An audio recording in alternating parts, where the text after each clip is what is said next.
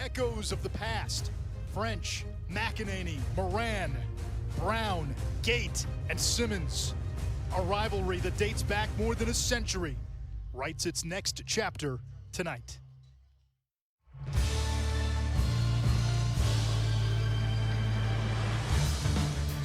Tonight at the Carrier Dome, number 5 Cornell makes the 1-hour trip from gorgeous Ithaca to take on Syracuse at the Carrier Dome. It's the Ivy League against the ACC, and the Ivy League in the current men's media poll, 3 teams in the top 5, 5 in the top 13. It's been the story of the season in college lacrosse. Good evening, Anish Ralph alongside former Ivy Leaguer Ryan Boyle. We're going to stoke the flames of nostalgia tonight, but in the present, what a resurgence from the Ivy after not playing for 2 years. Yeah, it runs completely counter to what we all kind of thought coming into this season, to have 5 teams in the top 15. I mean, how many of them did you have ranked in the preseason? None. I had nothing to go off of. Yeah. Meanwhile, for Syracuse, they're playing not just for their slim postseason hopes, they're carrying the torch for the ACC tonight. Yeah, every other ACC team is going to be rooting for them tonight to try to bolster that RPI up a little bit. Meanwhile, they're trying to create some momentum down the stretch here. And they can do it with Tucker Dordevic. He has been their star. He's in our New York Life player spotlight. Yeah, the versatility that he brings, he is the lone bright spot offensively. I mean, Seabold and Curry obviously having a great season, but so versatile, so dynamic. He's going to be matched up against Adler tonight. That is a heavyweight one-on-one matchup. Dordevic has scored at least 5 goals in half of Syracuse's games. He'll face a tall task in Gavin Adler, who's played like a first-team All-American. And I think looking at that matchup, Dordevic averages 15 shots per game. So he's going to get on the board. So it's really going to matter how much does Adler limit him. In goal for Cornell is Chase Erlin, his big brother TD, the great face-off man at Albany, Yale, and Denver.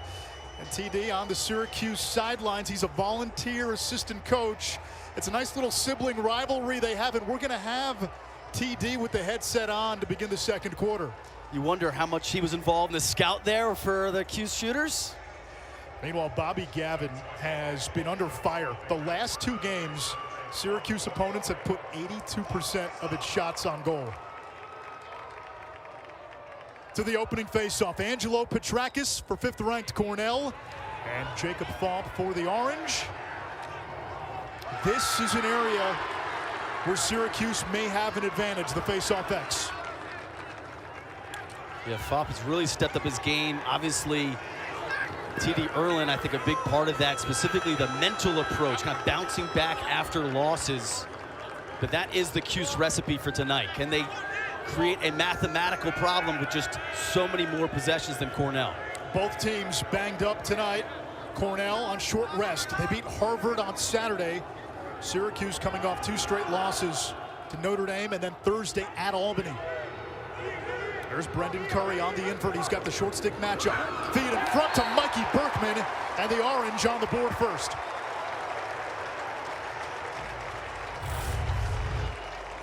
Curry off the invert. He takes the short stick behind the cage.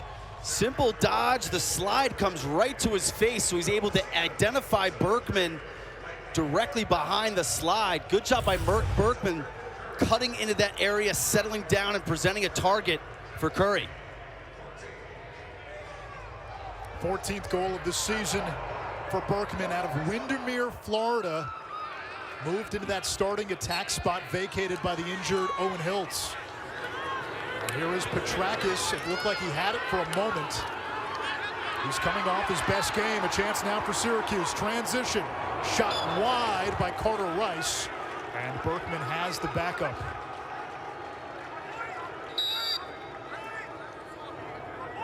First midfield for Syracuse today, Jacob Buttermore, who had to start Thursday against Albany. Brendan Curry's been a mainstay. Tyler Cordes back after not playing on Thursday. They're without Griffin Cook and without Lucas Quinn. I'm a little surprised that Curry's getting the short stick matchup. He's got Harrison Bardwell, Cornell's top shorty. Curry's got that great speed. The 3-time captain, Curry, left hand, near pipe, and Erlin able to collapse on it.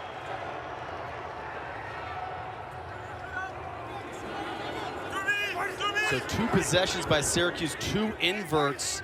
So you're going to see a healthy dose of that, as well as some big little action behind the cage. What does that tell you? I think they're probably obviously want to get the ball in Curry's stick. But probably a little surprised that he's got that short stick matchup, to be honest. Cornell just getting it over the timeline. 106th meeting.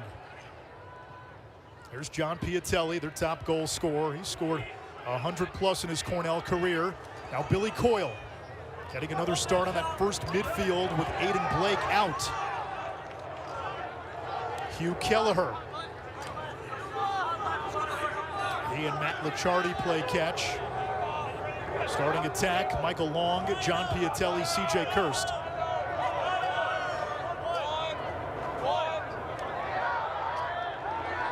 This is Coyle on the invert. Step down, Kelleher, save Gavin.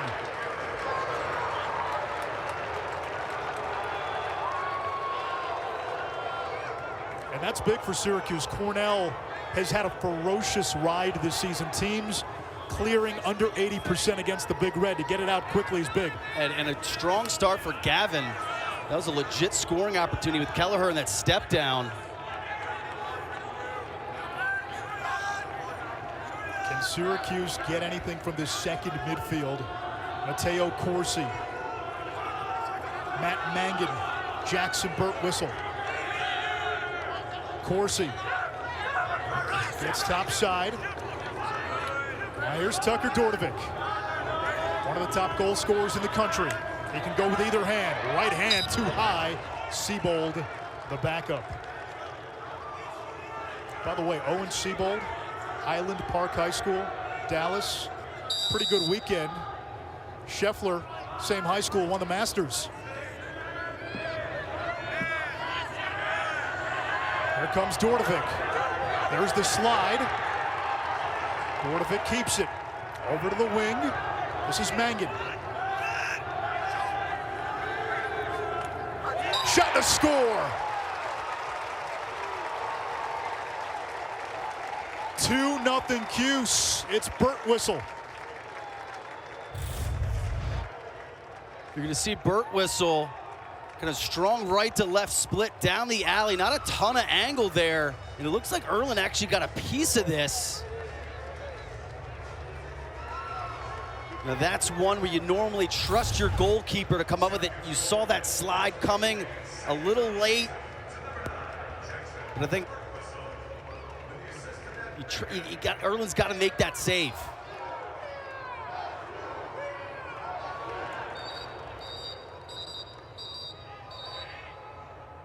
Officials timeout. Second goal of the season for Birtwistle, a redshirt freshman.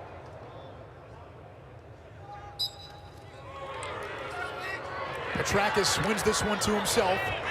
Connor Busick, Cornell's head coach, told us face-offs were a big concern. Not just Petrakis, but the wings too. He said they've got to be more involved. That was a clean one for Angelo.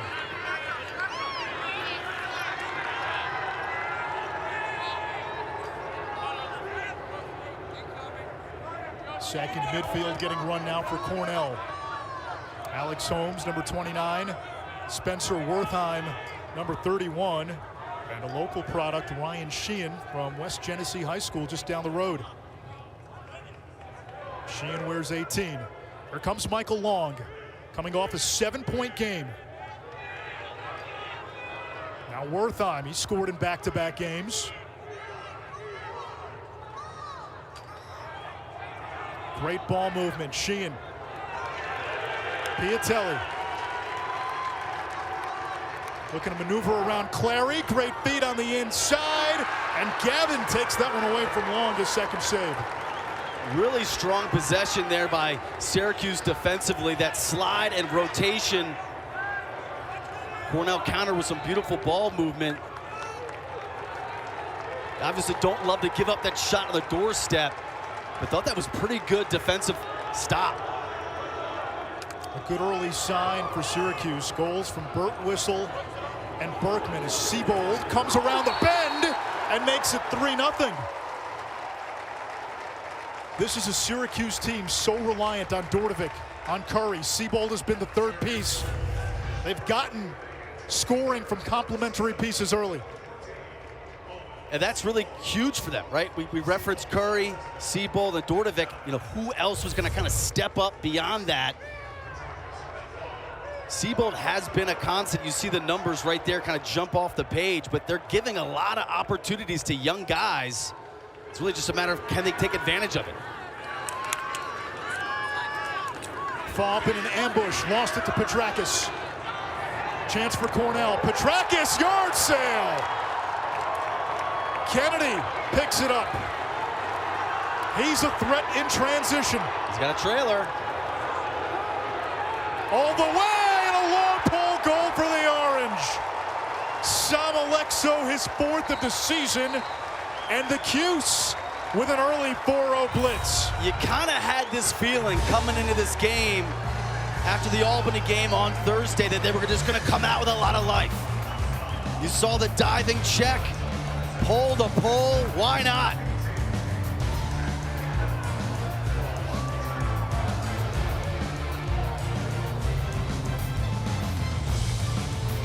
Have you tried the internet's favorite? It helps. Cornell head coach Connor Busick, one of the youngest coaches in the country, one of the youngest staffs in the country. Not even millennials, Gen Zs, right? I mean, there's the ability to connect with the players, right? He was playing professional lacrosse in the Premier Lacrosse League last year. Last week, really. Yeah. Graduate, so he's alum, so all the tradition, the culture, all that's baked in. And for a lot of these staffs, it's like if you're teaching something technical, it's like, no, I can actually show you what to do between him and Coach Stevens. And he just announced his retirement from the PLL a few days ago. PLL on ESPN this summer. You did a great job on that, so can't wait to see you back calling PLL games. Hope to have you join me. Shot wide.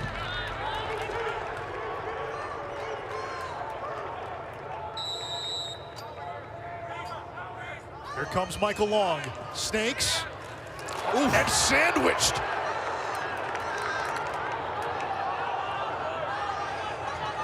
Cornell able to retain it. Piatelli.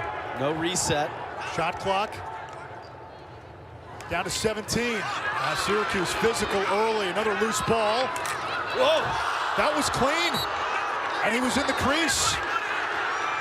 Landon Clary, front facing, right into the grill of Michael Long and beneath the shoulders.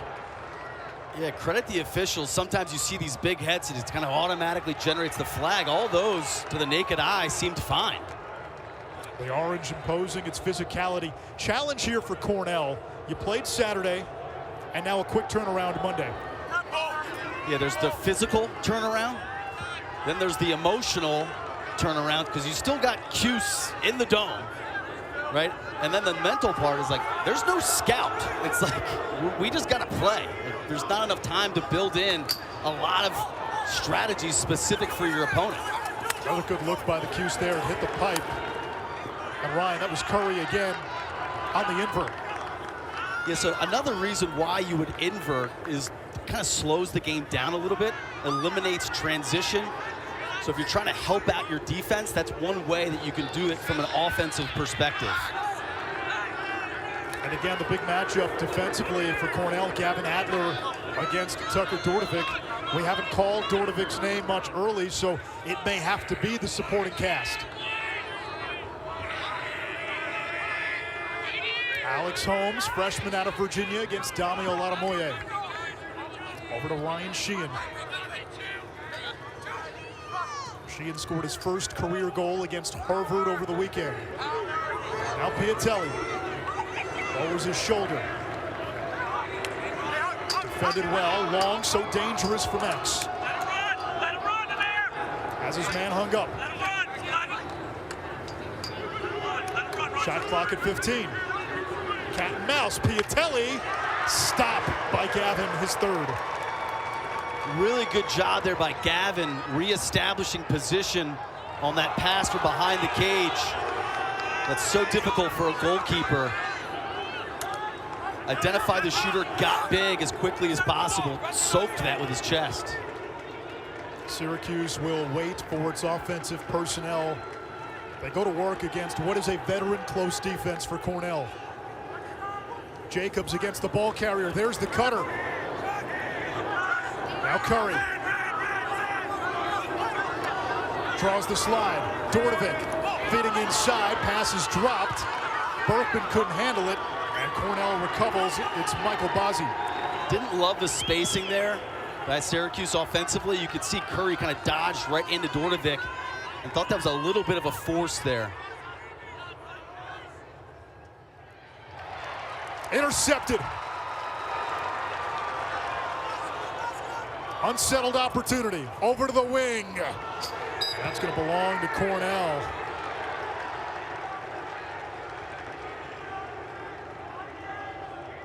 Now, what's impressed you from Syracuse early on? I think their energy. Yeah.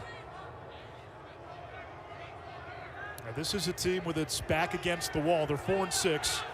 No automatic qualifier in the ACC, no ACC tournament.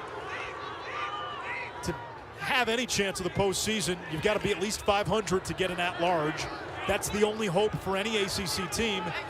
And Syracuse, to be 500 or better, has to go 3-1 down the stretch with Cornell, North Carolina on the road, and then Virginia and Notre Dame at the Dome to close the season. Yikes. But that's the one thing they have working for them with those 4 ranked teams. If you do go 3-1 or 4-0, like now you've got a resume. Kelleher's pass, Piatelli cleans up and gets Cornell on the board.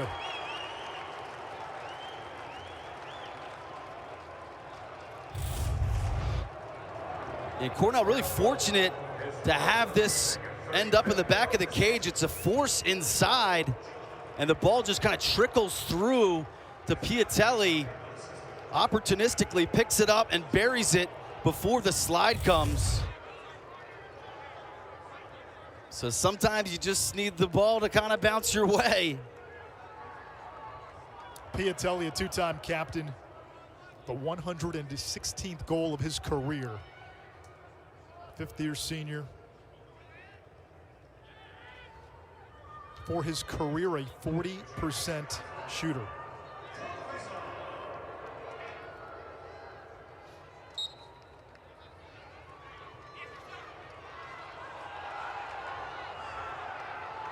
And the Syracuse wings control possession. It's Sam Alexo who's really stepped up this year as the primary long stick midi. And really unfortunate there, because I thought Petrakis got a clean clamp and got the ball out.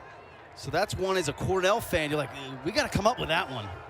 And that's the one area in this game where Syracuse has a decided advantage. Face-offs. Faup has been terrific. The tutelage of T.D. Erlin certainly helps. They've worked a lot, especially on the mental side. Here's the matchup, Adler and Dordovic. Adler's got great feet. Matteo Corsi into an ambush. Lost the ball. Comes back out and picked up by Syracuse and Burt Whistle. Skip pass. Seabold, it was too low. Corsi 42. Mangan and Burt Whistle, the second midfield today with all the injuries Syracuse has. Burt Whistle's got a goal. He's got 2.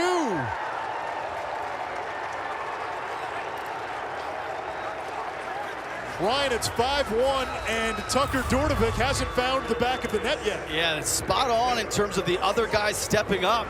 You could see Burt Whistle just get a shade above goal line extended here before dropping his stick down. I think based off the body language, caught Erlin a little off guard there. But to your point, this is exactly what Syracuse needed offensively. Can we get any production outside of our big 3? The answer tonight has been yes. Curry has an assist. Seabold has a goal. Nothing from Dordovic yet, and it's 5-1.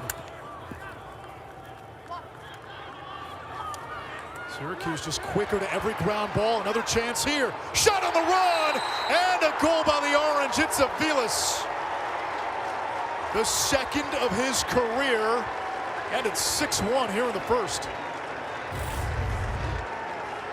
Another 50-50 ground ball here. And Aviles, after scooping it up, just no one stops ball. And he's got a defender on him. An ambitious shot, if you will. I mean, he's got a defender draped all over him. But this is the Syracuse that we've been accustomed to seeing over the years. Play fast, play loose. And to our earlier point, you see the graphic, that's the big three. That's almost 60% of the team's goals. When they have complementary scoring, it is a different team, and we've seen that so far. You got Siebold's got the one. I guess Curry's got one assist. Cornell will play this back to Erlin. Dom Doria. C.J. Kirst have not said his name much. Cornell's leading scorer, a sophomore who did not play last year. You look up and down this Cornell roster. Sophomores playing their first year, juniors who hardly played in 2020. Not a lot of experience. And then you've got true freshmen as well. There's Piatelli, he's played a lot and been productive. Now Kelleher. Matt Licciardi, back to Kelleher. Kelleher spinning around on Carter Rice. Left-handed shot wide, and the back up to Michael Long. Long's another example. He's a junior having a terrific season. Started 5 games as a true freshman, season cut short.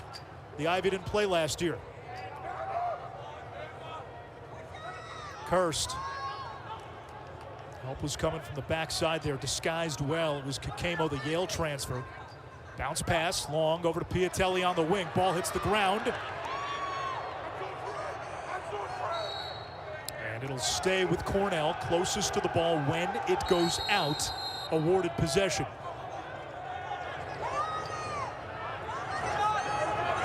Piatelli denied at the doorstep, and he was in the crease.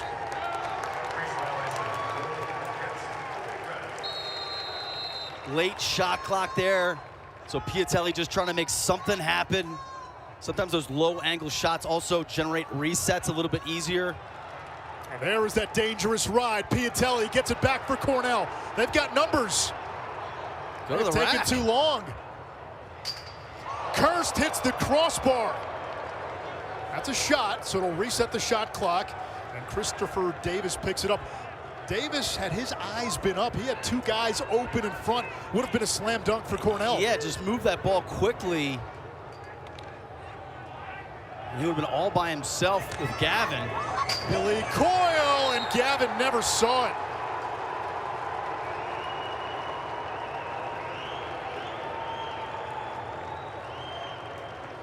Really good adjustment here by Coyle. This is going to be a sharp angle, and you can see intentionally this camera angle showed you it goes directly overhand. So in doing so, you just aim for that pipe. It's called paint the pipe. So by going strong overhand, you just basically get your stick matched up with the plane of the pipe and bar in. Beautiful accuracy there.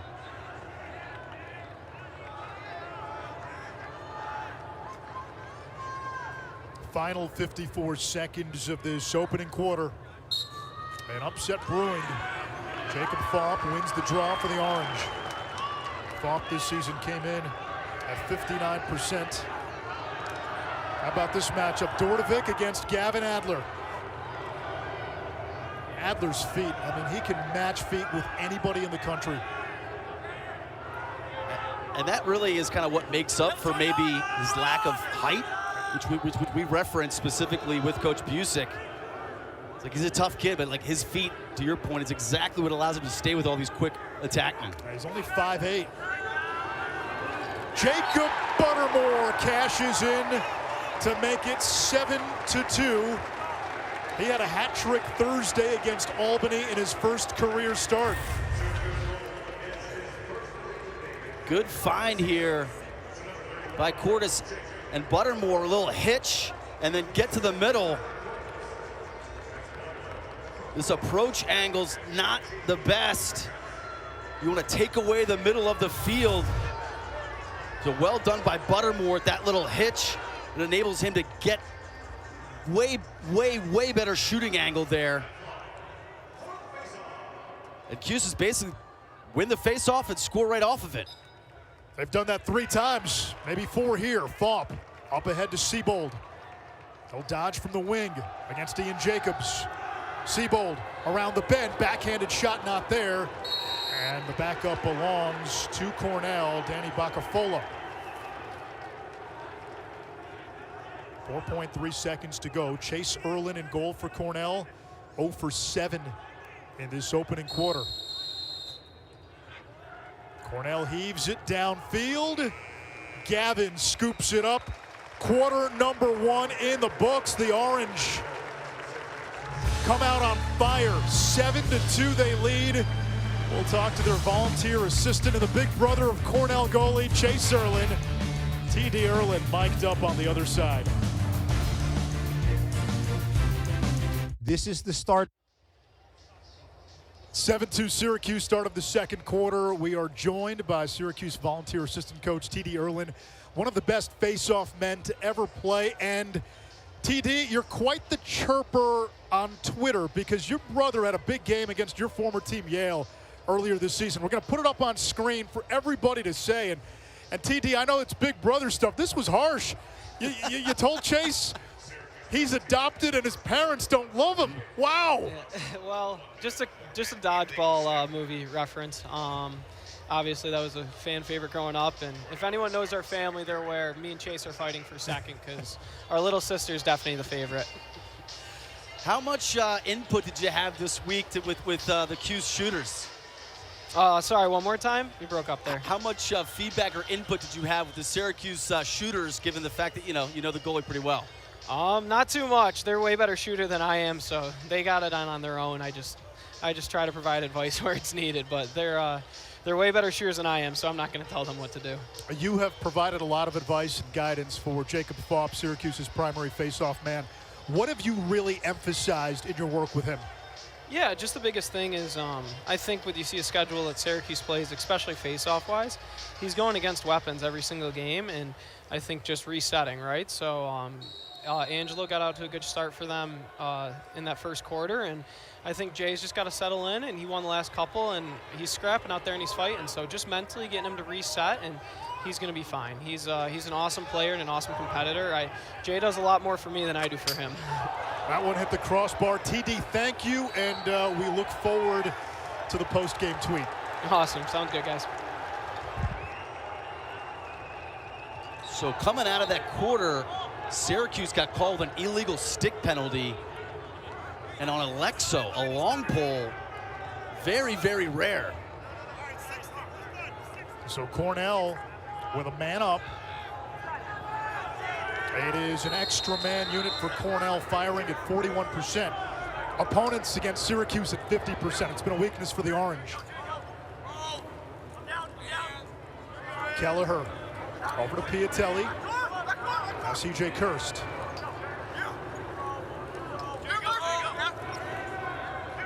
Kirst, low to high, too high.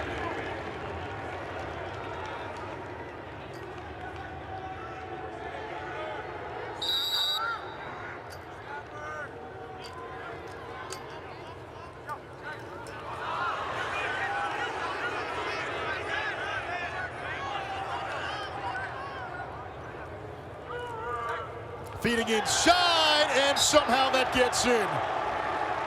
I don't know if Michael Long got that one clean, but hey, substance over style. Yeah, it's going to be in the box score as a goal regardless, but really second time tonight that Cornell has just had a lucky bounce, for lack of better words. Yeah, that didn't go in the pocket. That just hit his stick.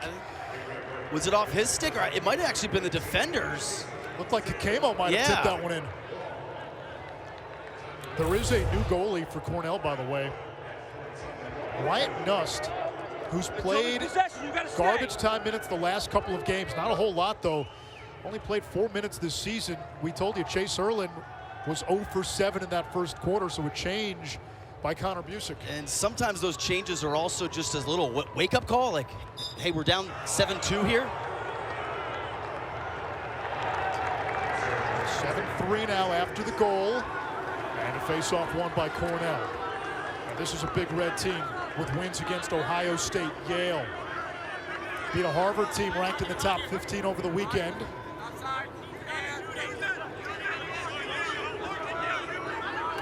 Kelleher bulldozing down the alley.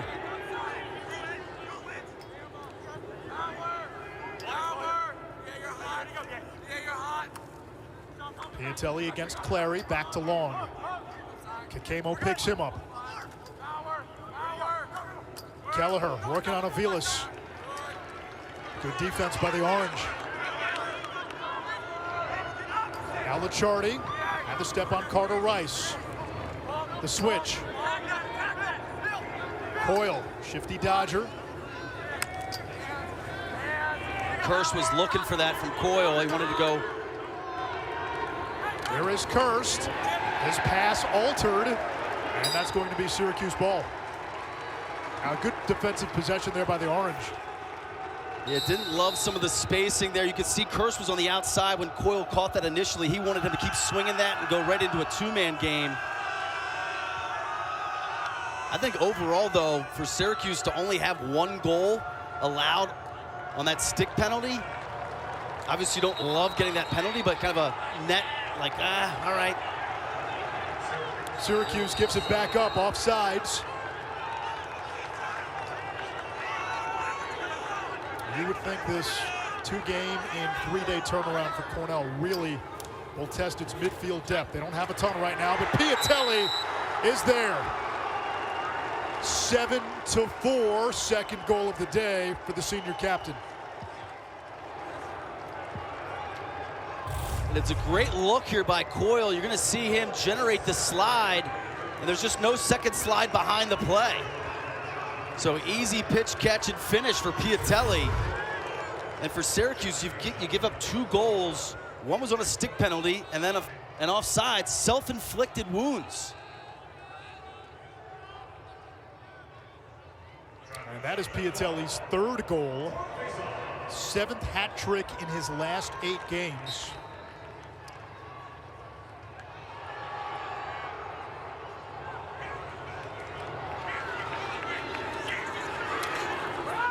Bob goes down. We're going to get a loose ball push against Cornell.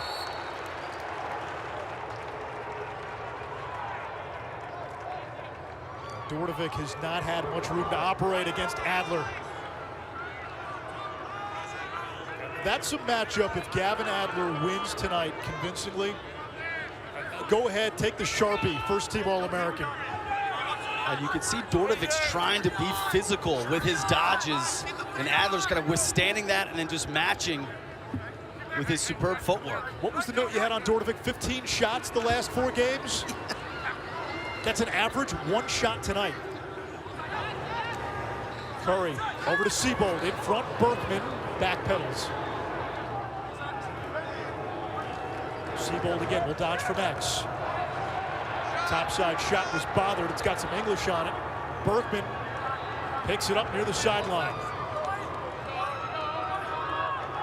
Floridian, little rocker step. Now Curry, changing directions. Curry scores! Beat Bartolotto with his speed.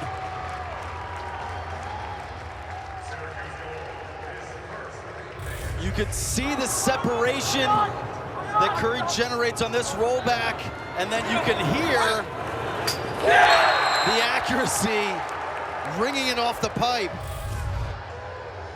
But that explosiveness is really what Curry brings to the table. He showed it off right there.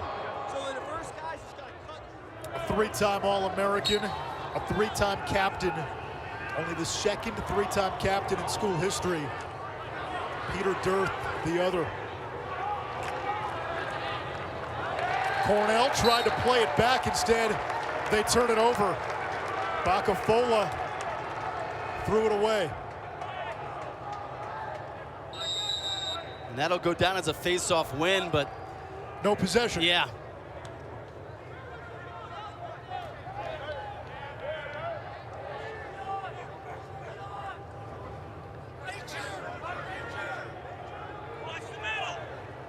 Seabold against Bozzi. Now picked up by the long pole Jacobs. Second midfield for Syracuse. Here's Dordovic. Now listed as an attackman, but positionless. And you can see that's the second time they've jumped out.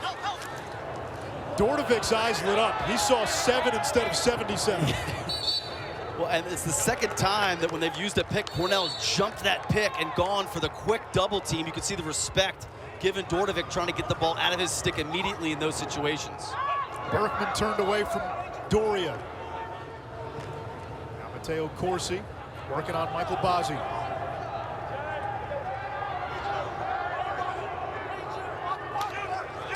Corsi, the freshman.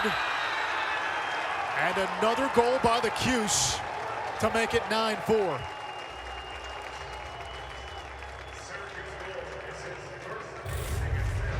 Strong dodge from behind the cage. And Cornell just no help.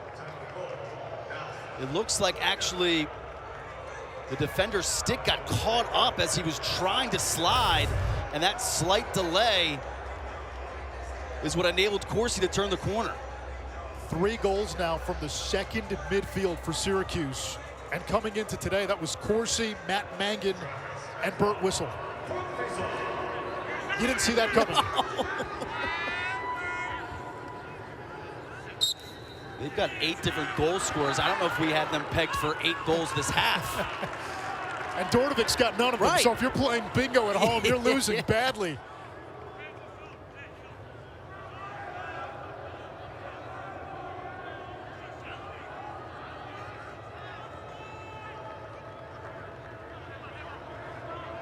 Jacob Buttermore, 3 years ago, a 20-goal scorer, a big part of his second midfield back when Syracuse had maybe the best first midfield in the country. Curry's shot skips wide. That was when Dordovic played midfield with Curry and Jamie Trimboli, who seemed to score every game-winning goal for the Cuse. Here comes Berkman against Bartolotto, draws the slide, Buttermore up top, Dordovic, and Nust is there. The first save by a Cornell goalie tonight. And that's the first time they went zone. So they were actually in a zone defense there, just trying to throw a little wrinkle, throw Cuse off the mark, make them think a little bit more. Here comes Licciardi. They've got Buttermore on defense. Good look, Piatelli. He would have had back-to-back 4-goal games if he connected.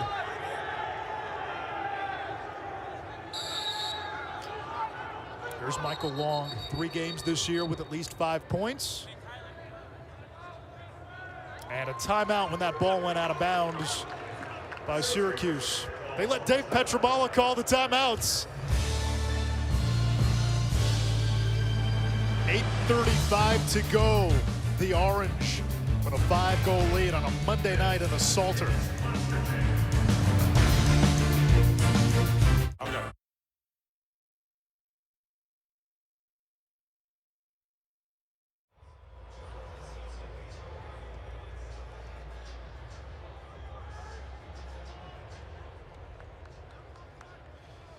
Connor Busick retired just a few days ago from the PLL, a PLL All-Star 2 years ago, 3-time MLL All-Star, multiple All-American honors while at Cornell, but told us, hey, this is a big job.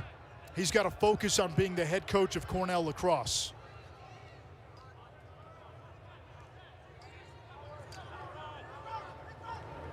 Here comes Kirst. He's been quiet today. Brett Kennedy's done a nice job. Surprised he didn't go top side there. He had Licciardi coming down for a pick. Licciardi, and Gavin saw that all the way. You didn't love that shot selection. The ride by Cornell, especially Kirst, has been a huge weapon all season long. Not so much tonight. And is that because of the quick turnaround? Yeah. Certainly, just you look at the physical turnaround and the pace and the energy that they have in those rides, just hard to maintain. Give it just 2 games in 3 days. And remember, a lot of these guys, they haven't played a full season in 3 years. Buttermore's shot deflected. Curry retrieves it. And now they'll start Dordevic up top. Cornell staying in that zone. That one hits the pipe off the cross of Buttermore. Siebold to the backup and resets the shot clock. 60. New rule this year. Shot clock no longer resets to a full 80.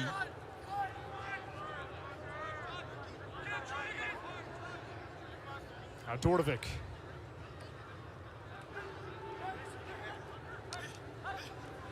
Oh, good cut there by Dordevic. I didn't see him. Siebold looking to dissect that zone. Curry. Now Buttermore. Coming down the alley. Shot blocked.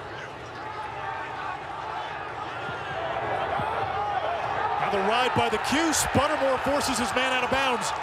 The ball stayed in. Dordevic beating the wing. Big save by Nust to deny Cordes. Absolute robbery and potential two-goal swing here. Cornell can push if they want to. About 6:20 to go. Timestamp that. Nust has stopped 3. Chase Erlin 0 for 7 pulled after 1 quarter. He had played all but 4 minutes this season, so you're watching a goalie, a freshman out of Tampa. Syracuse, Carrier Dome. He hasn't played a whole lot.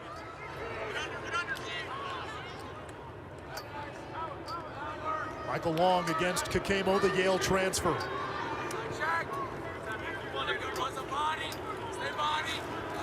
Alex Holmes. Now Sheehan.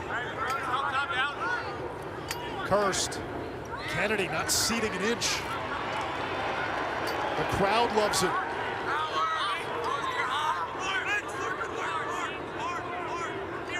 Sheehan will go to work on Carter Rice. Second midfield for Cornell. Long. One of that question mark dodge, it's not there. Well-timed double team there by Kennedy. Piatelli. Holmes. Wertheim. Shot clock violation. This is as good as the Syracuse defense has looked in weeks. Yeah, support and then recovery behind the play was on full display that last defensive possession. And love their physicality on ball, actually pushing the ball carrier away from potential picks.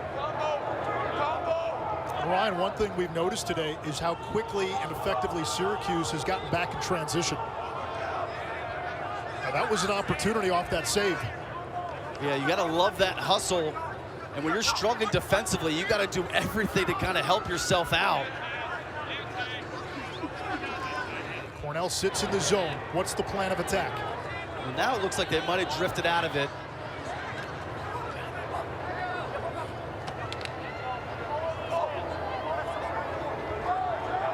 Yeah, they're back to the man-to-man. You see Adler on Dordevic.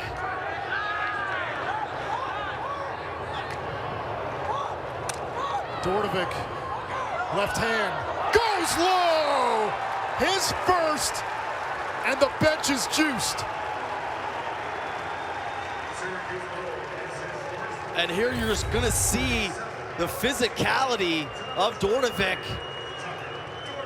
You know, that quick plant gets Adler off the mark a little bit. 2 hands with distance, no problem. You knew it was a matter of time before he was gonna get on the board.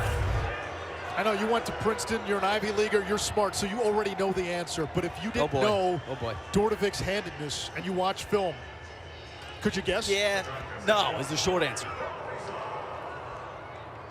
He's a righty. He is, but he plays the left attack spot. So even to do that demonstrates a certain level of confidence and comfort if you're gonna play on the quote-unquote wrong side. Largest lead of the game for Syracuse. To me, that means the coaching staff and himself are totally comfortable with that spot. So Cornell comes out again in a man-to-man. Do you go back to that zone, which looked effective? Yeah, I don't know why they changed back.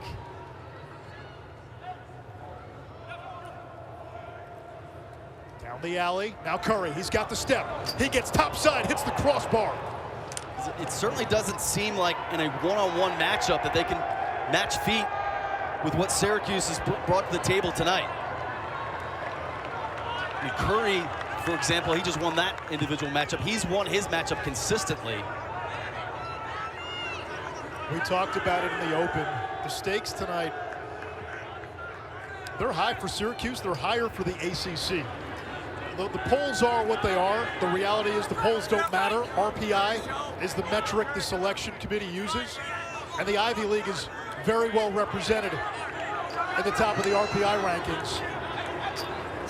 If Syracuse were to win tonight, it boosts the chances of the entire ACC, which at the moment looks like, at best, a two-bid league. And it's just weird to even say this, but it's like, hey, Syracuse, can you not be a bad loss for us? Like if they beat you in the ACC and they kind of, this season runs its course, it's like, that's going to be a bad loss. So if you're a team like Duke that's on the bubble, you've got a loss to Syracuse. Their RPI is in the 30s, but if they win this game, it hurts the Ivy's RPI, it boosts the ACC's RPI. Meanwhile, on the Ivy side, you're saying, hey, you win this game, it's another non-conference badge. It's another deer head on the wall. Syracuse, national champions in '09, none since. Haven't been to champ weekend since 2013, and there's only 2 players on the Syracuse roster that have an NCAA tournament win. 2009, this was one of the all-time finishes in a championship game, Cuse and Cornell. Yeah, heartbreak for Cornell. I mean, 2009, so like in Syracuse years, that's like 1909, right. The last championship. Cuse winning 10-9, Kenny Nims forcing OT, Cody Jamieson, the game winner in OT. Cornell fans were not hoping that this clip emerged this evening. Maybe we can dig up the 1987 semifinal clip where Cornell beat Syracuse by 3. Fundamental lacrosse, we're being disciplined, we're supporting when we need to. Continue to do that. Let's go. Yeah, White, yeah, White. We love to fight. Let's get it. 2, 3, 1, 2, 3. So I'm glad we got to hear from Dave Petramalo, who was a one-time Cornell head coach, but flashback to 1987, Cornell beat Syracuse in the semis. They play a Johns Hopkins team led by Petramala and a precocious freshman goalie, Quint Kesnick. And Hopkins would then beat Cornell in the championship game, 88. Syracuse beat Cornell in the title game, the first of 3 straight for the Gate brothers.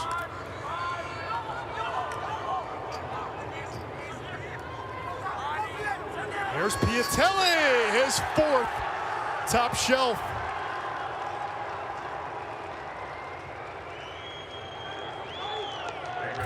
Great job by Piatelli, just getting to the middle of the field here. You can see Alexo, that approach angle, he's lunging the whole time. Piatelli, little hitch, top step, and good things happen when you get to the middle of the field. So Piatelli not bothered by the short turnaround. In the last 6 quarters, he's got 8 goals, and this now his 6th 4-goal game of the season. And if you're Cornell, can you just chip away at this lead to build a little momentum heading into halftime, make it a workable margin in the second half? When you watch Cornell on tape, the thing that I love about them is they just keep playing. It doesn't matter if they've got a lead or down, they're so consistent. We saw it against Harvard over the weekend. 1-1 game after a quarter, and then a 9-0 run, and boom, the game was over.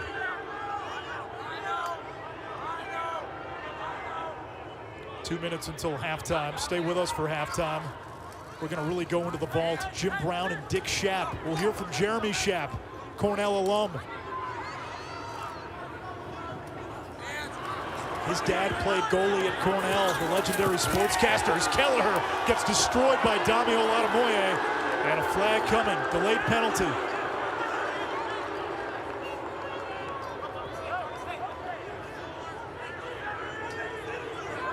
Kirst getting the pick from Coyle. Down the alley, bounce shot and a score. The pendulum swinging from orange to red.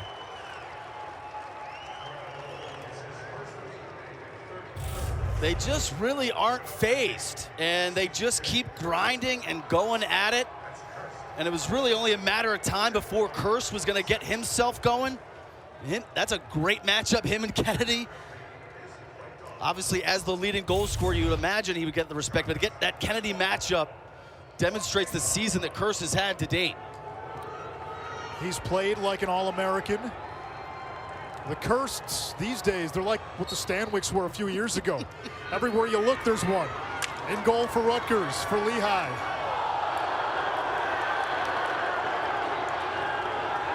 That's got to be a flag. Bartolotto had a Vilas in a chokehold. They're going to get 2 separate penalties here. There's technically 3 flags down. If you and I had a flag, we would have thrown it too. We threw it pregame, though.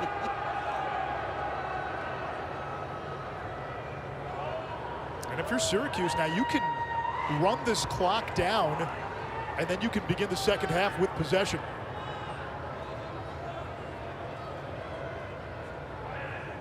Or do you think about going? Yeah, I was just kind of doing the mental calculus of that. I think I'd rather take 2 chances. Use the free possession. Yeah.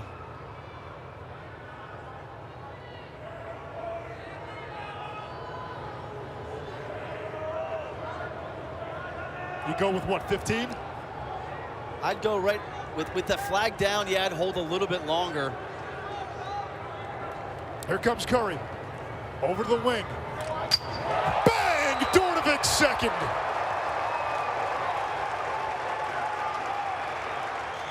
Well, that's one way to play it. You can see the dodge down the alley by Curry. Dornovic just a quick step up field. And is he a righty? Is he a lefty? Right there. It doesn't matter. Wipes out the technical holds. All even. The goal wipes out the flag. And Syracuse will take that. It's a goal. The margin back up to 5. And the 'Cuse can take some momentum back into halftime. The Orange have had success scoring off faceoffs. They've done it 3 times, 4 times tonight, says Russ DeLynn.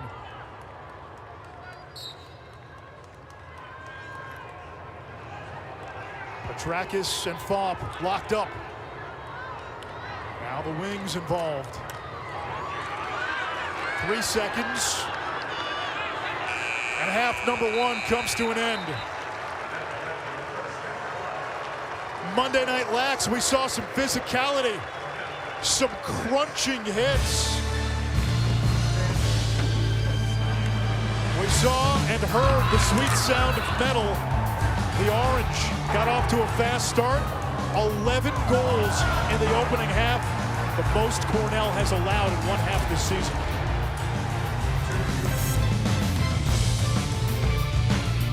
Larry. 11-6, and Schroff, Ryan Boyle. All the talk about the 'Cuse. It's Curry, it's Dornovic, it's Seabold. It's been the supporting cast, the ensemble tonight.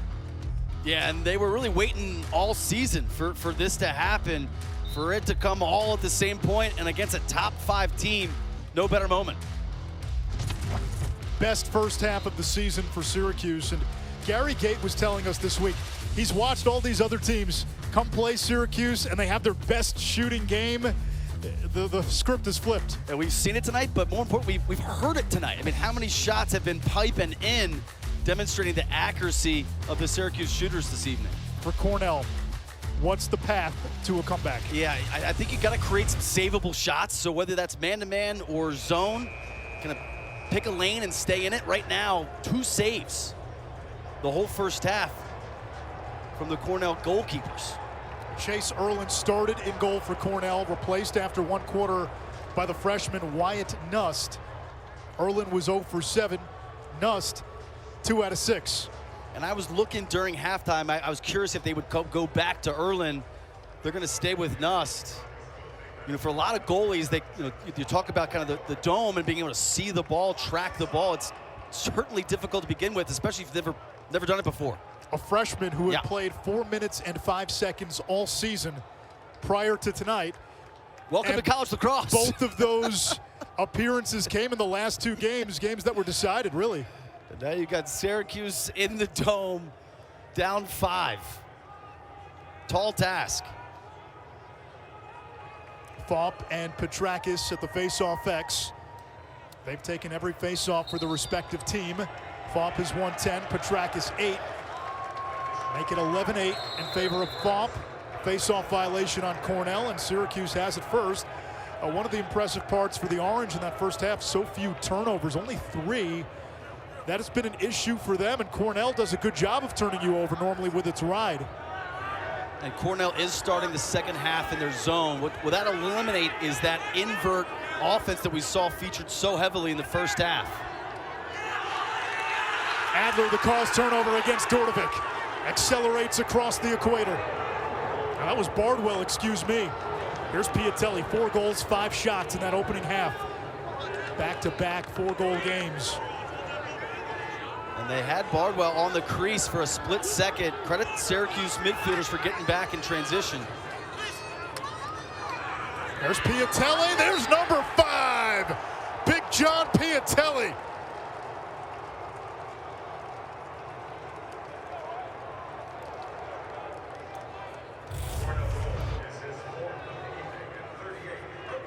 Bardwell, the strong check, and then he pushes in transition. Eventually, Cornell's going to settle into the 6-on-6. And as we roll this, you freeze it right here, you're going to see this help defender. He comes down on ball, but behind the play, here's Piatelli. He's going to be cutting. He's off your screen right now. So strong cut there by Piatelli, finding the soft spot in the Syracuse defense. Beautifully timed cut and good find by Kirst. And we told you, Cornell, they can score goals in bunches. We saw it against Harvard on Saturday. A 9-0 run effectively put that game away. And that is withholding against Syracuse. So another possession now for the Big Red. You're an Ivy League guy.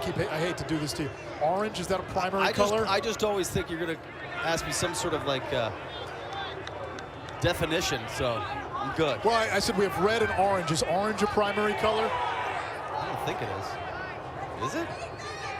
I'm not sure. That's why I asked you. Well, you know what? In these parts, it is. It is in these parts.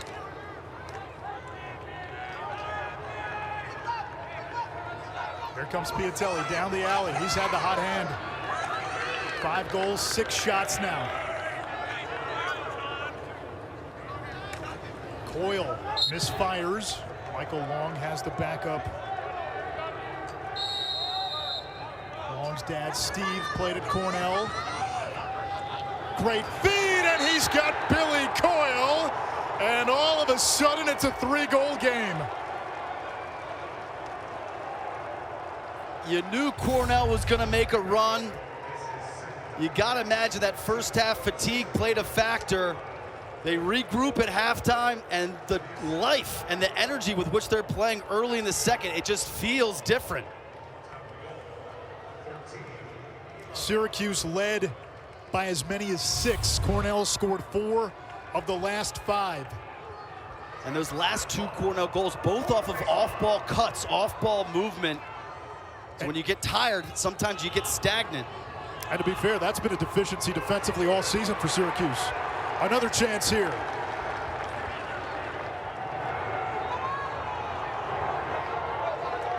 They charged the battery at halftime, pressing downhill. Ryan Sheehan from Camillus, New York, not far from here. Played at local powerhouse West Genesee. Spencer Wertheim from Baldwinsville, New York, not far from here either.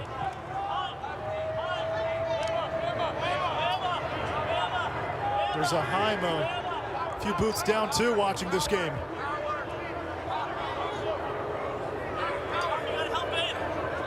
Sheehan down the alley, plays it back to Long. Now Piatelli. Defended well. Alex Holmes working on Oladamoye. Holmes, the shake. Shot clock down to 20. C.J. Kirst using the pick, left hand free, good look wide. Good look, and Long was trying to sneak in front of the cage there. So he loses his backup positioning.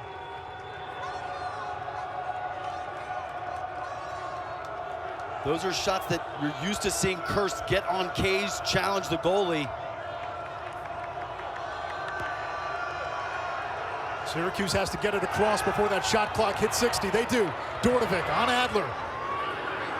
You see how the defense just converges on 23. Dordovic drawing all the attention. He's waiting for reinforcements, and now the subs come on. Second midfield. He thought about it a couple times there. 1 on 3. You don't average 15 shots a game for nothing, Adish. You just pull the trigger. Dordovic has 2 goals.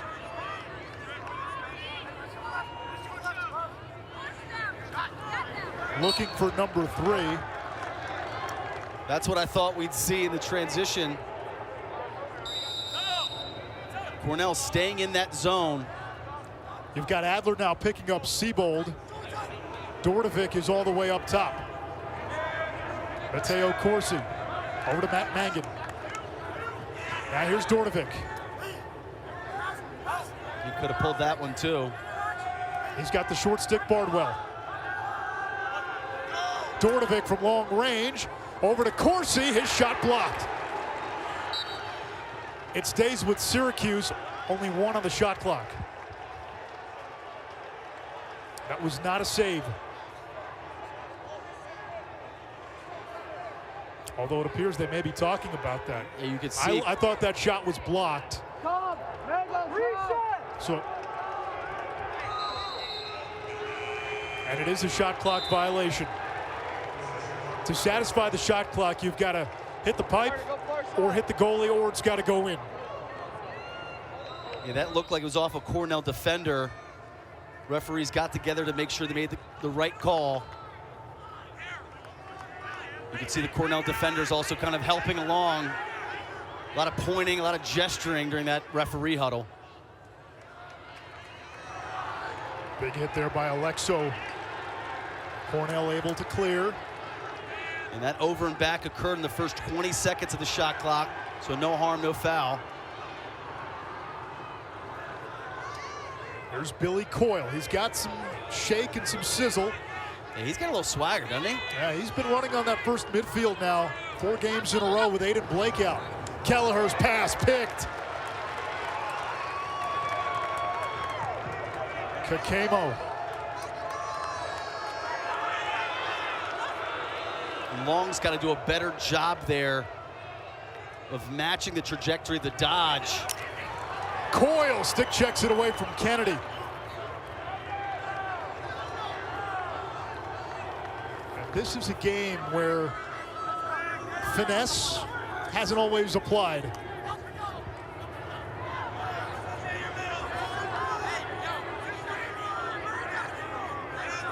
Curry running on that first midfield with Buttermore and Cordes. And he airmails that one. Remember, Syracuse normally on that first midfield has Cook and Quinn, a couple of veterans. Buttermore's played a lot. Cordes only a freshman. And they didn't even know if he was going to be available coming into today. Lucas Quinn continues to work his way back. He was out taking shots in warm-ups.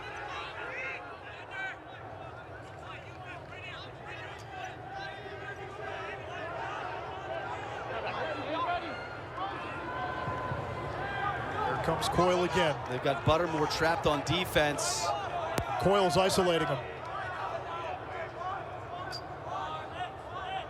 2 goals for Coyle. A well-timed pick in the sub game. Through the slide, Licciardi, Kelleher, step down, Gavin, Vito. Outlet to Kakemo. They got numbers here. Syracuse in transition. Siebold, hesitation, save, Nust. Jacobs on the rebound. And that's one way to attack the zone. Go before it's actually established.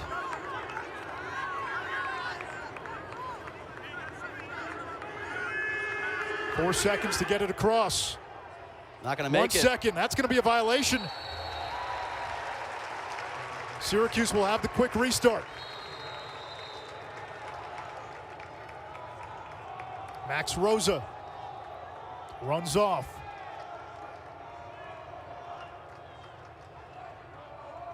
Just not enough urgency in that clear. I thought they had Holmes right by the sub box. Early, they just missed him. 10 turnovers for Cornell. Great split dodge by Rossi. Now Corsi, and now Dordovic. Adler comes way out to greet him. Mangan setting the pick. Nust again. He's quieted the noise in the cage. Bartolotto has it poked loose. Bardwell thundering the other way. Bardwell, shot save, Gavin. Alexo's there for the outlet. He's got a goal today. Syracuse pushing. Cornell's got 5 back in transition. Licciardi's trying to get off the field. He was trapped on the previous possession. I'm actually surprised Syracuse didn't go at him.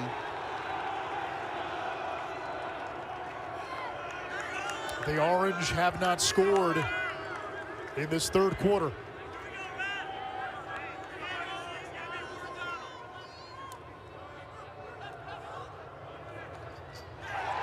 Until now, Siebold to Curry.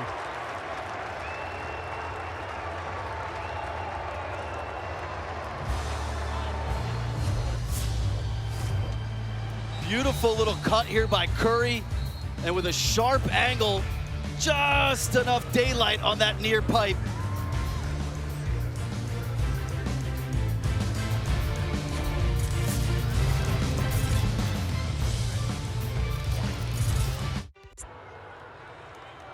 Tonight's game, a rivalry more than 100 years old.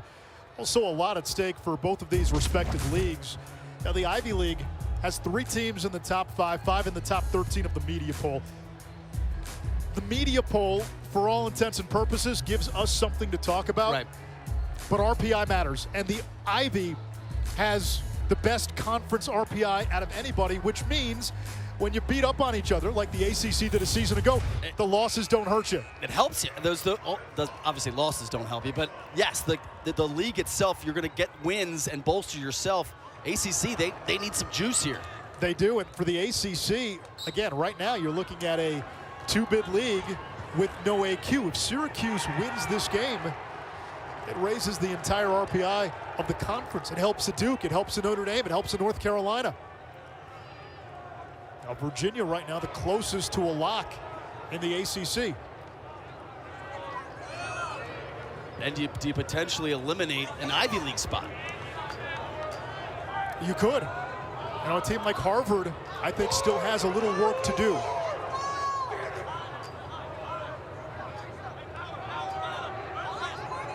Inside Lacrosse last week had its first bracketology projection. They had 5 teams from the Ivy. And if you go by the metrics the selection committee uses, they're not wrong.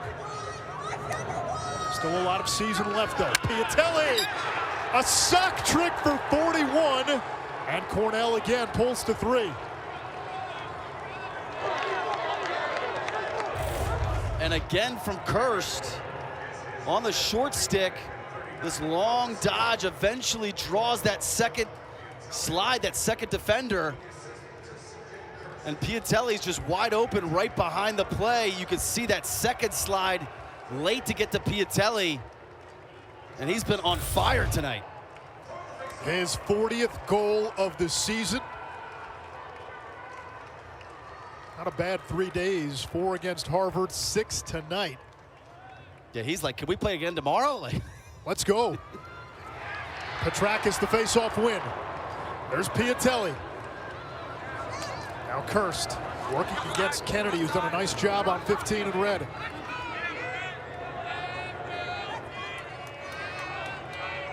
Good job of probing the defense by Kirst early in this possession to see if he can generate something quickly.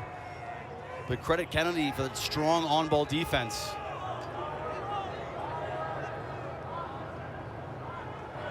Second midfield for Cornell. Holmes, Wertheim, and Sheehan.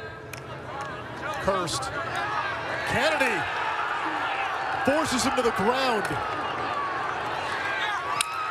And it's picked up by Syracuse. They're not out of it yet. Good initial ride by Cornell, but credit Syracuse for getting away from all that trouble. Now the Orange today have cleared 12 out of 13 against a Cornell defense that's forced opponents to clear at 73% this year.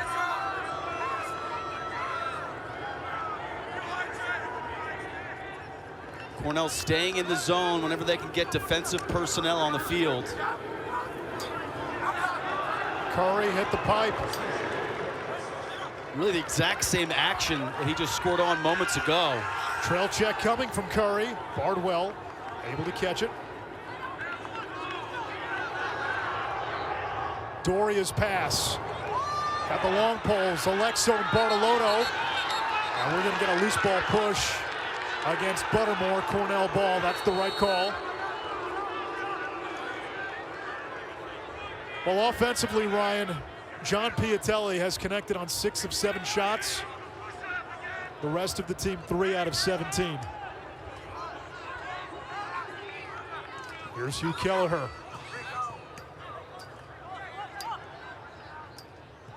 Billy Coyle. And Long, the backup. And Gavin got a piece of that, which will put the shot clock back at 60 seconds. But to your shooting point, I think, Coach Gay was like, every team we play against is the best day of shooting they've ever had.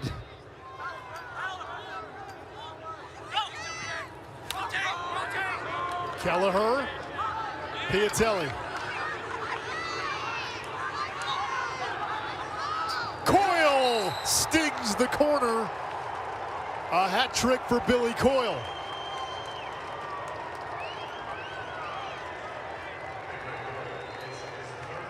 And this is the closest Cornell has been all night. You're going to see as the ball goes around the horn, you're going to see Coyle is going to cut through the middle. So great ball movement, good recovery. And then a strong cut by Coyle. Freeze it right here. You're going to see Coyle. He's right in the middle of your screen. So as Syracuse helps on ball, Piatelli's able to get away from pressure, and Coyle just finds that soft spot. So again, Cornell having success with off-ball movement. You can see they generate a slide, they move the ball around, Syracuse recovers. It's been the cuts through the teeth of the defense that have enabled them to get quality scoring opportunities in the second half.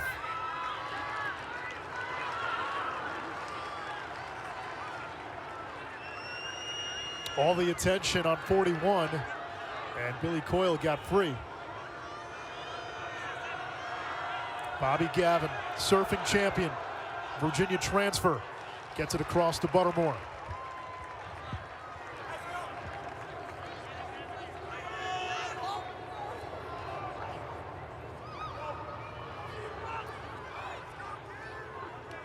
Syracuse led by as many as 6 in this game. The Orange had a 5-goal lead at halftime. And I think you got to credit the defensive adjustment going to the zone. Yeah. It's thrown Syracuse off a little bit. The other thing is just it's not as physically taxing. That was a poor shot by Buttermore. There was no backup. And Cornell with a chance to pull to within 1.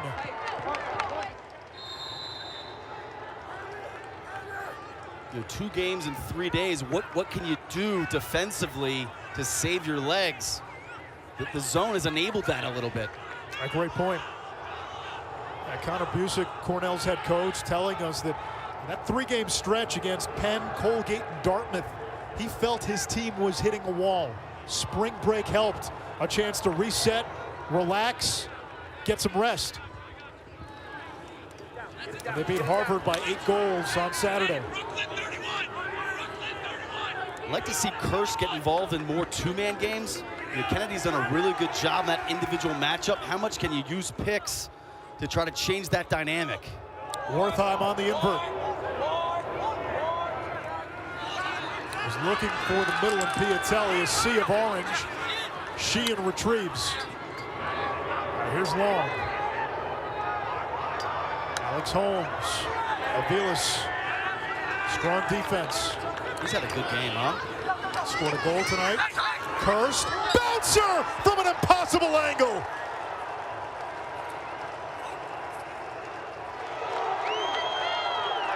What a ridiculous shot by Kirst.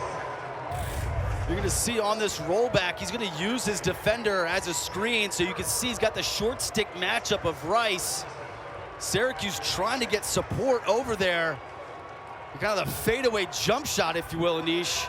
He sees the defender, rolls away from pressure, and quickly gets that shot off and around Rice, using him as a screen, increasing the deception that Gavin has to navigate.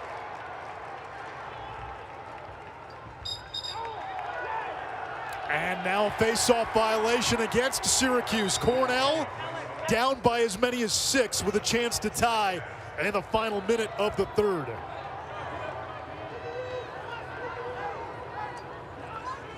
And this is what, whenever you watch Cornell on tape, they just keep playing. So this is not really any surprise. Cornell in the midst of a 7-2 run. It's a proud program, and the head coach is an alum. You know he's just going to instill that tradition, that culture in this team. One of the Blue Bloods, Piatelli, streaking toward the cage. Saved by Gavin. Kennedy, downfield. Can Dornovic get there? Nust has it, he lost it. Adler comes away with it. Drama in the final seconds of this third quarter, and drama to come in the fourth quarter. Cornell down by as many as 6 in the first half. Oh, they've made a game of it. 100+ years of history will go down to the wire at the Dome. Does your windshield have a crack? Trust. Premier Lacrosse League. The Premier Lacrosse League is really game-changing. Historic day for the sport of lacrosse. We are set up for arguably the greatest season of professional lacrosse history. We can't wait. The PLL coming to ESPN. You'll see the games across ABC, ESPN, ESPN2, ESPN Plus. Anish Shroff here with Ryan Boyle. You did a ton of PLL games the last few years. Looking forward to have you on the call. I know a lot of us aching to do pro lacrosse. Can't wait to have some level of involvement. It's going to be fun, and if you're a lacrosse fan, go get the ESPN app. You got college lacrosse, you got the PLL now, you got the NLL, you got it all. If there's lacrosse on TV, it's going to be on the ESPN network. Now they're letting them play tonight as Syracuse wins the opening face-off of the fourth quarter. We hope you all hydrated. We did here in the booth. I had my Aquafina and Ryan had his sparkling water.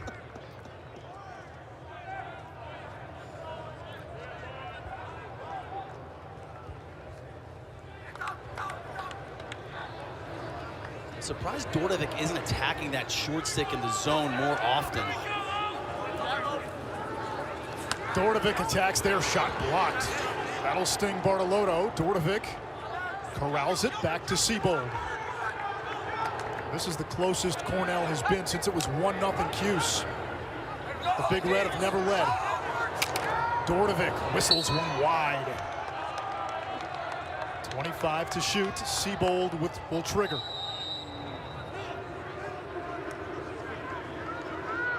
Curry's got the short stick matchup, but it is a zone. That one shot low, and Nust is there. Chase Erlin had a rare off night for Cornell. Nust has stepped in, and he's given his team a chance. Yeah, Nust has been real steady in cage in the second half. Great save there on Buttermore. And Cornell with that zone, they have a lone defender in the crease, so Syracuse has been sending 2 guys there to try to exploit that mathematical advantage. If you're Cornell here, you got to think they'll play through 41 Piatelli. When the ball has been in his cross, good things have happened. 6 goals, 2 assists tonight. Hurst, here's Piatelli. Now Kelleher against Oladamoye. Kakemo picks up long behind the cage. Licciardi. Over to Hurst, Cornell's leading scorer.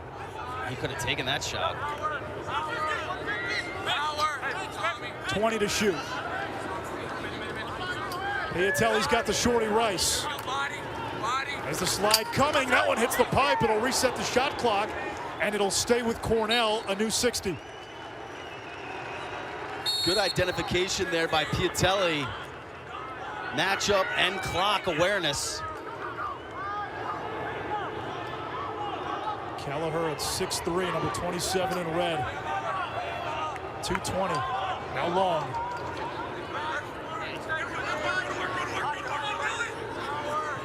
Long defensive possession for the Cuse. Hurst, little toe drag, nothing there.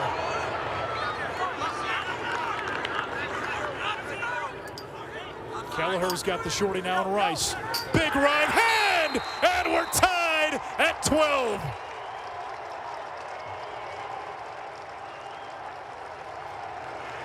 So hard to defend after the reset. You've really got to dig in. And you can see just the approach angle by Rice enables Kelleher to get top side. And there's just no support behind the play. You've got to have an initial slide prepared and then a second behind that. And when you get tired, it's the communication that breaks down, and we saw it on full display there. Kelleher, another Cornell sophomore who didn't play last year. There's a lot of those.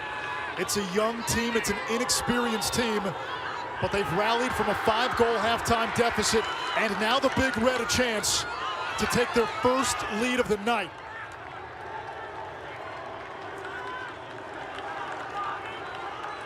Second midfield, Wertheim, Holmes, Sheehan.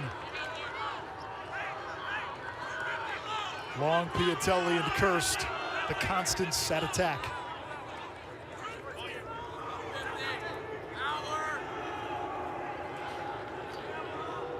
Both teams playing short-handed tonight. There comes Hurst, changing directions on Kennedy. Looking to use a pick from Holmes. Now he's got the short stick matchup of Elis. Hurst, dangerous. Good early help by Kennedy. Elis stays stride for stride with long Piatelli off the crossbar, and Cornell with its first lead of the night. 7 goals for John Piatelli. Yeah, and they just lose Piatelli here. You're going to see these two defenders. You know, Piatelli's out here. So as this dodge occurs, two guys just run away from the one guy you can't run away from. Well, maybe Cornell's got more than one guy, but Piatelli, who's been absolutely on fire tonight, you just can't lose him. And during that recovery, Syracuse defenders, two guys just left Piatelli on that right wing. All Cornell in this second half. They've outscored the Orange 7-1. Big ground ball. It's a melee. Loose ball push on Cornell. And the Syracuse possession, and you almost have to take your time here to give this defense a bit of a breather. Well, and of all the other guys are stepping up, I need Dordovic, Curry, or Siebel. This is the big moment where you need one of those three guys to make a play. So you've got contributions from everybody else. Now I need to see one of my stars take it upon themselves. Well, that's been their three-headed hound of Hades this season. Almost 60% of the team's goals. Here's Curry. Gets it back from Buttermore. Curry shoots low. Tied at 13.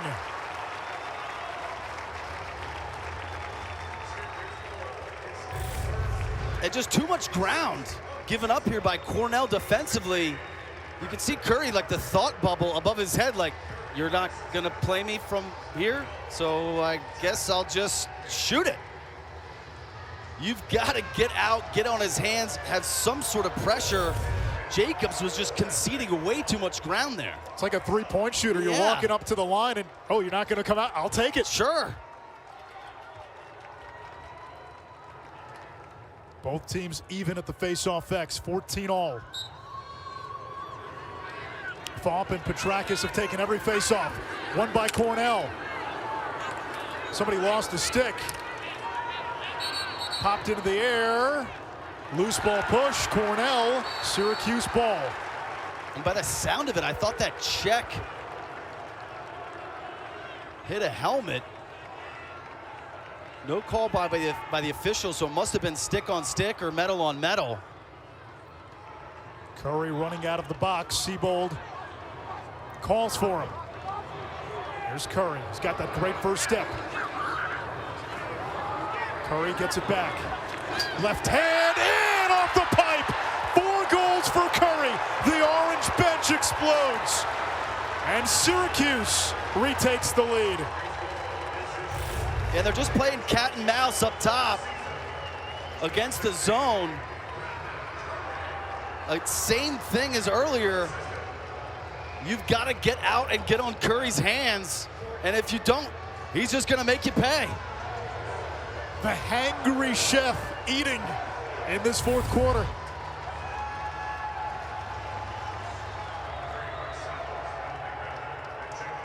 Son of Todd Curry, a former 3-time All-American. He wears his dad's old number 16. Now,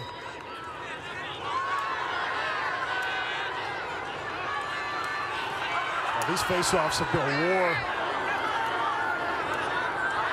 It comes to Kennedy. And he could not get out of that Cornell ball. Absolutely devoured by the Big Red. A great hustle there by Bartolano. He actually got the ball checked out of his stick, so stayed with the play to create the turnover.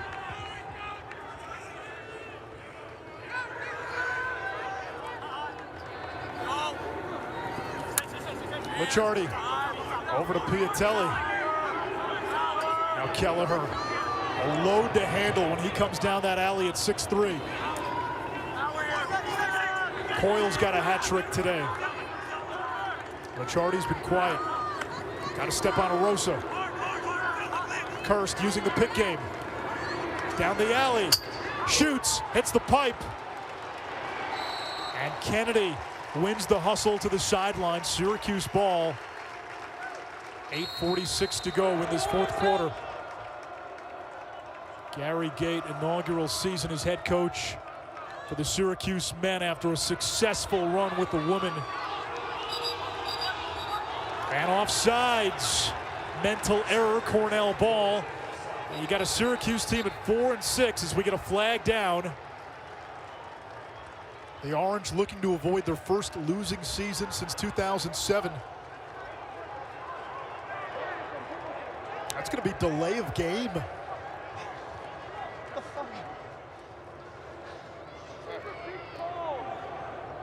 White, number 10, delay of game. Technical, 30 seconds. Just mistake compounding another mistake. It's one thing to go off sides.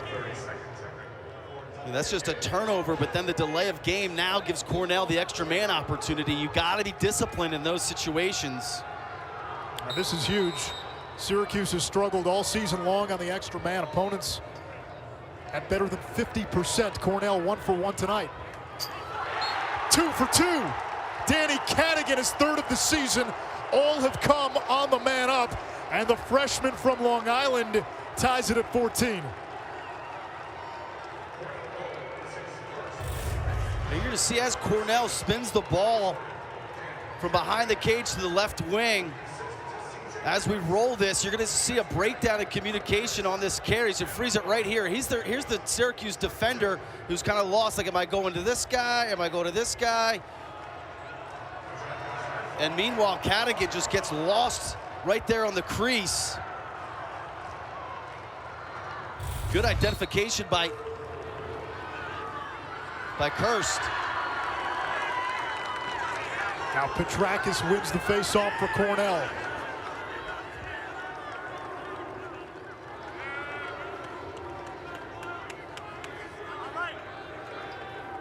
Cornell took its first lead at 13-12. Syracuse answered back. Cornell has now tied it at 14-all. Less than 8 minutes to go. Bounce shot high by Coyle. And the backup to Michael Long.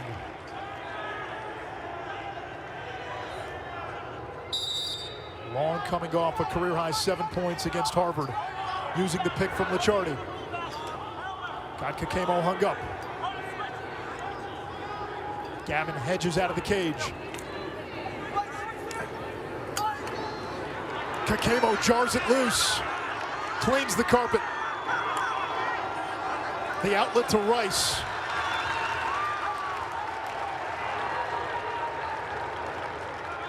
And the freshman brings it in for the Orange.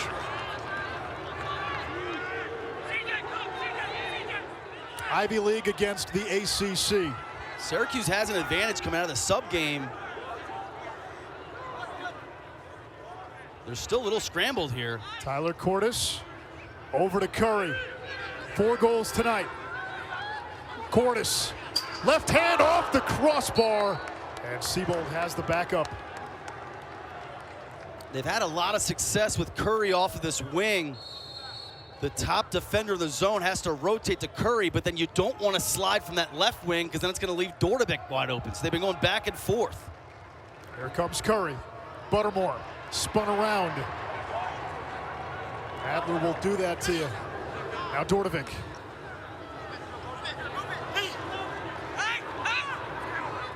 Curry was calling for it. Save Nust. Who's going to win this? It's Syracuse ball. Curry, again, closest to the ball when it goes out. And because that hit the goalkeeper, you get a fresh shot clock as well. Brendan Curry right now has the hot hand for the Cuse. Even his misses have been on point. Dordevic. Faced out behind the back. Oh my! He already gave us the goal of the year. Meanwhile, Cornell's got numbers. Bardwell elects to run off the field to get offensive personnel on the field. After a long defensive possession, I don't blame him. We come up on 5.5 to play. Monday Night Lacrosse, ACC Network, and Shroff, Ryan Boyle. Cornell's come back from 6 goals down. The deficit 5 at halftime. Here's Kelleher. Draws the slide over to the wing. Licciardi hesitates. Kelleher, step down. Shot blocked. Good piece there. Cornell has Cordes trapped on defense.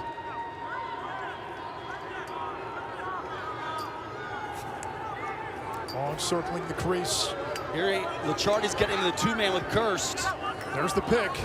Kirst feeds Piatelli. Gavin, the denial. 8 saves for the Virginia transfer. And now can Syracuse clear? They've got to get it over before that shot clock hits 60. Murphy. Siebold waits. Great job by Cordes, not only in that defensive possession, but then assisting with the clear before then substituting off.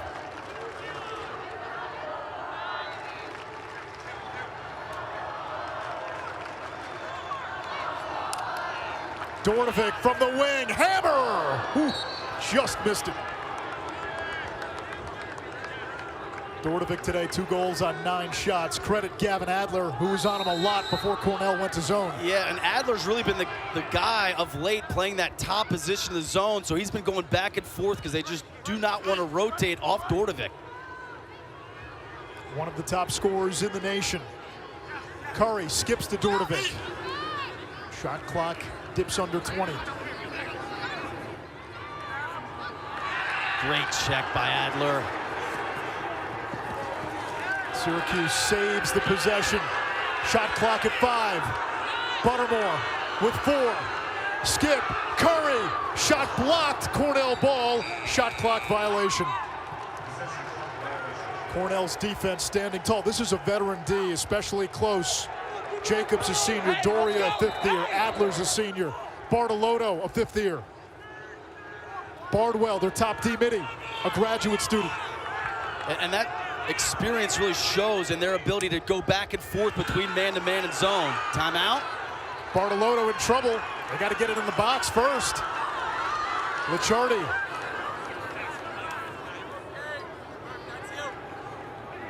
We come up on 3 minutes to play. And now the timeout by Connor Busick. Stay with us. The exciting conclusion from the Carrier Dome coming up here on the ACC Network.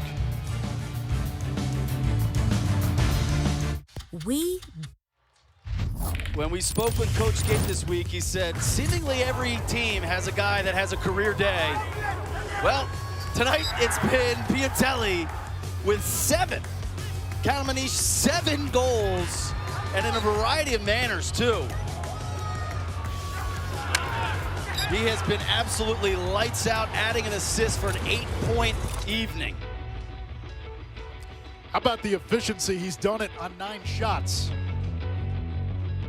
He'll take that. This has been a great rivalry for years. Only an hour separates Ithaca and Syracuse.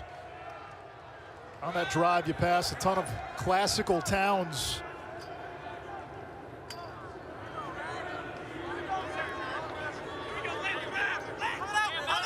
Great games over the years. Richie Moran, Roy Simmons.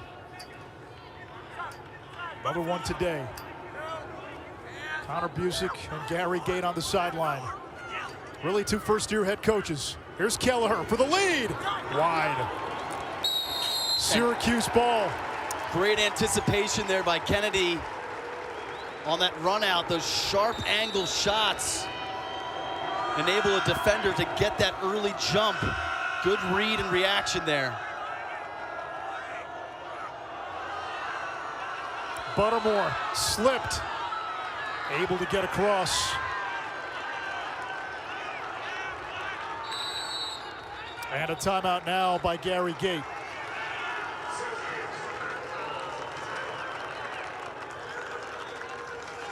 You know, I said Connor Busick, first-year head coach, first season head coach. Last year, technically his first year, but there was no lacrosse. It's so impressive what Cornell and the rest of the Ivy has done, but Cornell specifically. Go back to the end of 2020, COVID cuts the season short. The Ivy was the best conference in the country. Syracuse was #1 when the season ended. Cornell was #2. Based on who they beat, you could have made a strong case for Cornell as #1. Peter Milliman, the Big Red head coach, leaves to go to Johns Hopkins. You lose Jeff Teat, who's tearing up pro lacrosse right now. You bring in a new coach. You don't play a season ago, and here's Cornell, still a top 5 team. Bona fide tournament caliber team. And I think by bringing in Connor Busick, it allowed the continuity of the program. Right, you get a grad in there, he's totally in tune with the players, the tradition, the culture. Listen. And for Syracuse, it went the other way. They were a championship weekend favorite going into last year. They pick on the ball. Let's make sure we double that. All right, we double that. We're going to pinch that. Right? No rollbacks. We got to roll them back and pinch it. We can't let them run away from the double. Understood? All right, let's go. Dig in. I'll finish my thought in a second. No rollbacks. What does Dave Petromalo want his defense to do? Well, he wants those pick defense. He wants to double team the ball, jump out on that, try to squeeze it, allow the defender to recover. They've done a pretty good job of that so far, actually. And to finish the point, you look at Syracuse. Things went the other direction. Last season ended with a 10-goal first-round loss to Georgetown, a coaching change, and you're sitting here at 4-6. But a chance to pick up a win and a chance to boost the rest of the conference. Syracuse has it. We come up on 2 minutes to play. And of note on this zone defense, they now have a long pole on that left wing where Dordovic is positioned. Here's Buttermore. Over to Cordes. Now Dordovic. Still plenty of time. Curry's got 4 goals tonight. They're moving the defense. Dordovic's got a look, and he scores! It was the ensemble cast early, down the stretch, round up the usual suspects. You're going to see as Curry attacks the zone defense, you start to get the defense rotating. One more, freeze it right here. This is a beautiful little seal off ball, slowing that rotation by Cornell. That allows Dordovic to catch and step into that before the defender's able to recover back. The last 6 goals by Syracuse have come off the stick of either Dordovic or Curry.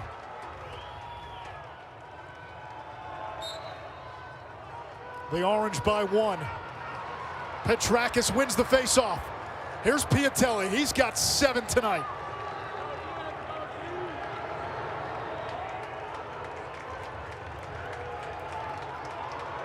Cornell's still got a timeout left. Syracuse is fuming about an issue in the substitution game, and now Cornell will take the timeout.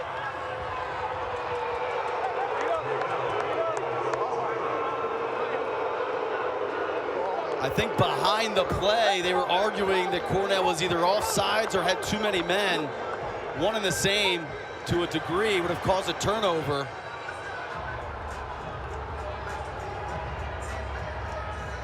Let's try to listen in.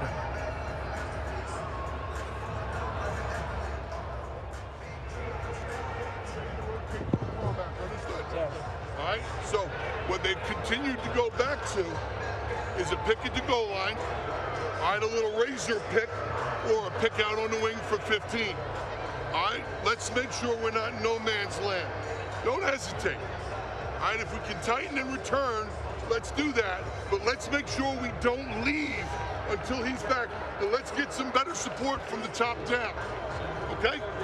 If we feel the need to go, then don't hesitate. Go, all right, fill, and if they start banging it, rotate. Cover the inside. Let's get his sticks up on the perimeter and knock one down. Yep. If we double team, Curse, leave Brett on the ball. Let's go. One funky stop, boys. So they're worried about the 2-man game at goal line extended or in the wing for Kerr specifically. They've done a good job, I think, so far today of squeezing that pick, respecting Kerr's double teaming early, jumping out, trying to get the ball out of his stick. If he moves it to somebody else and that guy beats you, you kind of throw your hands up, tip of the cap, but let's not give them exactly what they want, which is cursed on a short stick. Cornell down by 1, 1:15 to go. Here's Piatelli, 7 goals marked by Murphy. Michael Long now, here's Kirst. Here comes the pick through Licciardi. Licciardi's gonna set the pick. Kennedy stays with Kirst. Denying top side. Help came late, Kelleher saves a turnover. That 6'3" frame, here's Coyle. Back to Piatelli on that high wing. Long's got the short stick matchup. Slide coming, help from Murphy. Piatelli's open, fires too high, and Long has the backup. Shot clock at 22, game clock at 40. Another look, Piatelli. You can't leave him open. Not that guy, not tonight, not ever. 122 career goals, 15 to shoot. Piatelli against Murphy. Now picked up by the shorty. Piatelli going to work.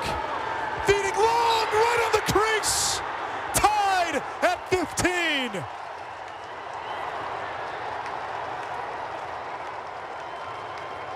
You've got to respect Piatelli, but in this instance, I think you just created offense. You're going to see Piatelli go underneath, and that little hedge was just unnecessary. He didn't need to go, and meanwhile, Long is just sitting on that backside pipe. Kakemo just double-teamed unnecessarily there. Great look by Piatelli. 4 ties tonight, all in the fourth quarter.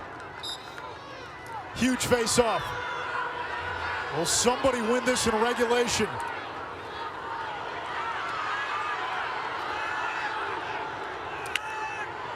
It's kicked ahead toward the Syracuse goal. Gavin's got it.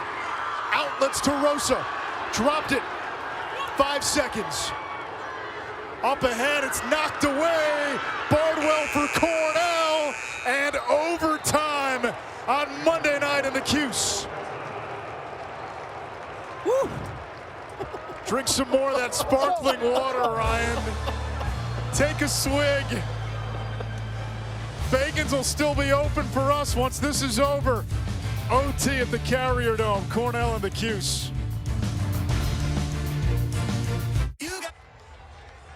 Andy Bernard is sweating through his dress shirt right now. The Nard Dog on edge. Cornell looking to go to 10-1. Syracuse, season on the brink at 4-6. Looking to stave off Cornell here in overtime.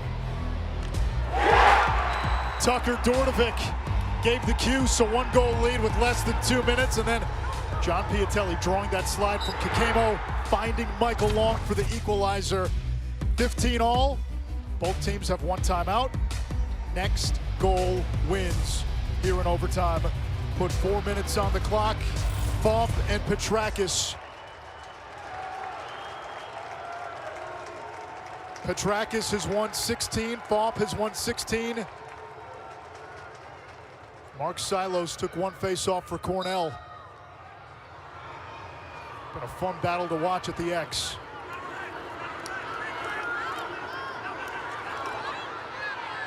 Bartolotto vacuums. Plays it back to Kirst, and Connor Busick calls a timeout.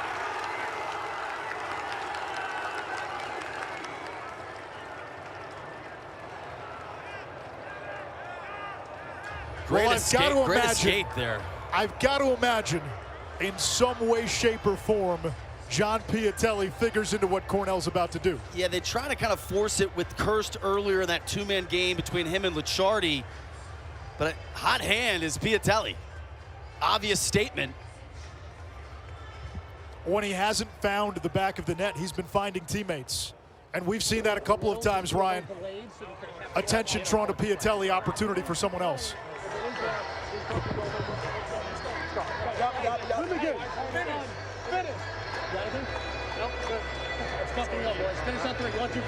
And this is where also Piatelli, senior, captain, right, playing in the Dome, like, he's been here, he's done that. And that's no knock on Kirsch by any stretch, but these are the moments where you rely on that senior leadership.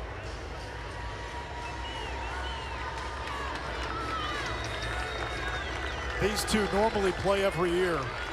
They didn't play last year. The Ivy did not have lacrosse. Cornell didn't have a season. 2020 cut short before these teams could ever play. So first meeting since 2019. 106th in this rivalry. Stakes high for both conferences. The Ivy looking to get 5 teams in the ACC, needing a Syracuse win to boost the conference RPI. Watch out for Kelleher here. We weren't able to get totally into that huddle. Licciardi. Now here's Piatelli. Licciardi setting the picks. He's been doing that all night. He's got the shorty Rice. Picked up by Aviles. Michael Long, the quarterback of this offense. Gives it up, Licciardi. Still plenty of time to shoot. Licciardi eyes up Aviles. Kelleher up top. Coyle's got some shake. Alexo stays with him. Shot clock dips under 30. Kirst against Kennedy. Here comes the slide. Coyle moves it to Kelleher for the win! Cornell completes the comeback!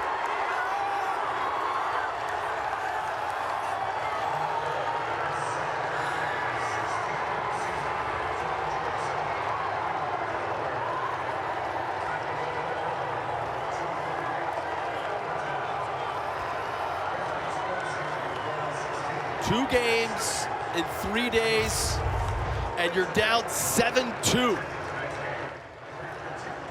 Talk about a gut check win by the Big Red.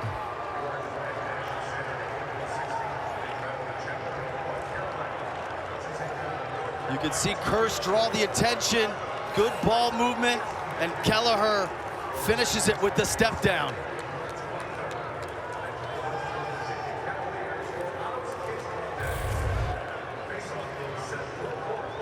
Cornell with the win, goes to 10-1. The Ivy's chance of getting 5 teams in just went up. The ACC's chances of getting a 3rd team just dropped. Syracuse falls to 4-7. The Orange will have to win out just to get to 500 and have any chance at the postseason. Cornell is rolling. They might be eyeing a #1 seed in the Ivy League tournament.